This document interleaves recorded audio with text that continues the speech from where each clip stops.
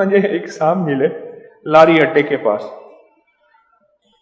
خرادیے تھے، پرانی سی دکان تھی. مجھ سے کہنے لگے ساتھ والے نے میری دکان باندھی ہوئی ہے. میں نے کہا تجھے کیسے یقین ہے؟ کہنے لگے کہ تعویذ نکلتے ہیں. اس ساتھ والے کو میں جانتا تھا، اس کا بھتیجا میرے پاس آتا تھا. میں نے اس کے بھتیجے سے پوچھا چاچے کا حال سناؤ. کہہ رہا جی سارا دن لوگوں کی ہاں میں مر گیا ہے. اس کو اچھا کیوں کھایا ملا، اس کو اچھا کیوں پہنا ملا. بعض لوگوں کا مزاج ہے. تو کون؟ میں خامخواہ.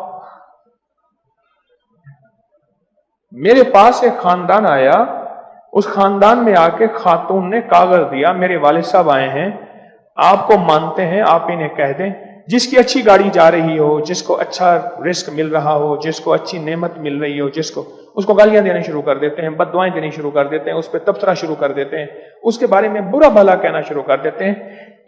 ان سے کسی کی اچھی چیز برداشت نہیں ہوتی. ہوتے ہیں ایسے لوگ. میں نے پوچھا چاچے کا حال سنا. کہنے لگے سارا دن اسی میں مرا جاتا ہے اور پھر لوگوں پہ تویز کرتا ہے، جو بھی الٹے سیدھے کرنے والا ہے اس کا یار ہے. پھر میں نے کوئی استخارہ بھی کیا. میں نے اس بندے سے کہا جو کہتے ہیں میری دکان باندھی اس نے، میں نے کہا سورۃ کوثر پڑھ بس، اور اللہ سے کہے ایک بات، اللہ اگر اس نے کیا ہے تو اس کو دنیا میں تھوڑی ہلکی پھلکی سزا دے دے، آخرت میں نہ دے. دنیا کی سزا ہلکی پھلکی تھوڑی ہے، آخرت کی تو پھر خربوں اربوں اربوں خربوں خربوں سال کی. انہوں نے پڑھنا شروع کر دیا. تو پڑھتے پڑھتے پڑھتے جو ہے ایک دفعہ میرے پاس آئے. میں نے کہا کیا ہوا؟ کہنے لگی سخت بیمار ہو گیا، دکان پہ کوئی گاہک نہیں آتا. میں نے اس بندے سے پھر رابطہ کیا. میں نے کہا کیا حال ہے، آ جاؤ میرے پاس. وہ ویسے ہی ترستا تھا کہ آپ مجھے وقت دے دیں، بٹھائیں. میں نے کہا چاچے کا حال چھوڑا. کہہ رہے چاچے کا حال آپ کیوں پوچھتے ہیں؟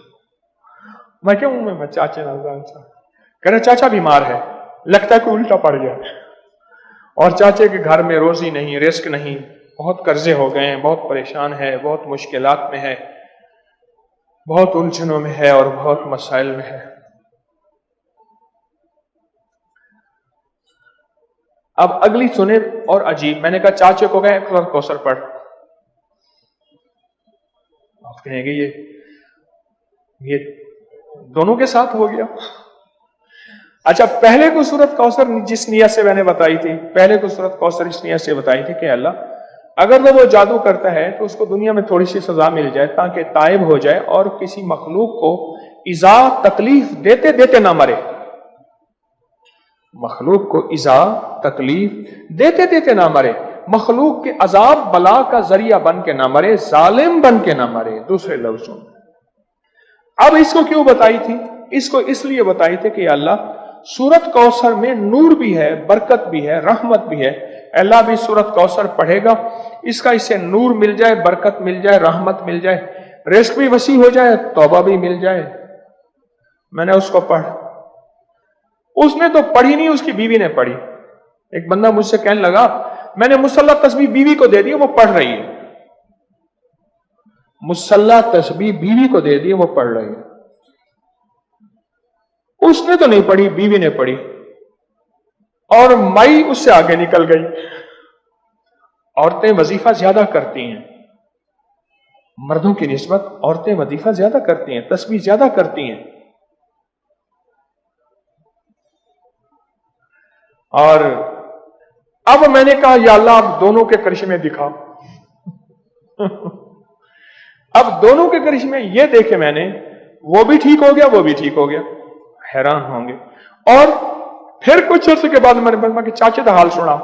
اصل ایک ہی گھر میں جوائنٹ فیملی تھی نا، ایک ہی گھر میں رہتے تھے. میں کہ چاچے کا حال سنا.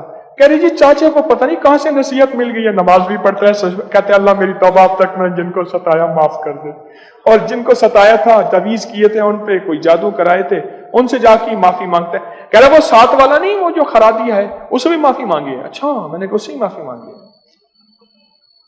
और फिर सूरत कौसर, आज आपको एक और पता भी मिला, सूरत कौसर सिर्फ रिस्क के लिए नहीं, हिदायत के लिए भी है, ईमान के लिए भी है, कलमे के लिए भी है, दिल के ताले तोड़ने के लिए भी है, और दिल पे जो जादू के ताले लगे हैं, नफ्स और शैतान ने लगाए हैं, उनको तोड़ने के लिए, जादू के ताले तोड़ने के लिए, और हसद के और इंतकाम के और बुग़्ज़ के ताले तोड़ने के लिए, और दिल पे जो, फिर कह रहा हूं, जो जादू के ताले नफ्स और शैतान ने गिरहें लगाई हैं, उकद, वो गिरहें खोलने के लिए भी सूरत कौसर है।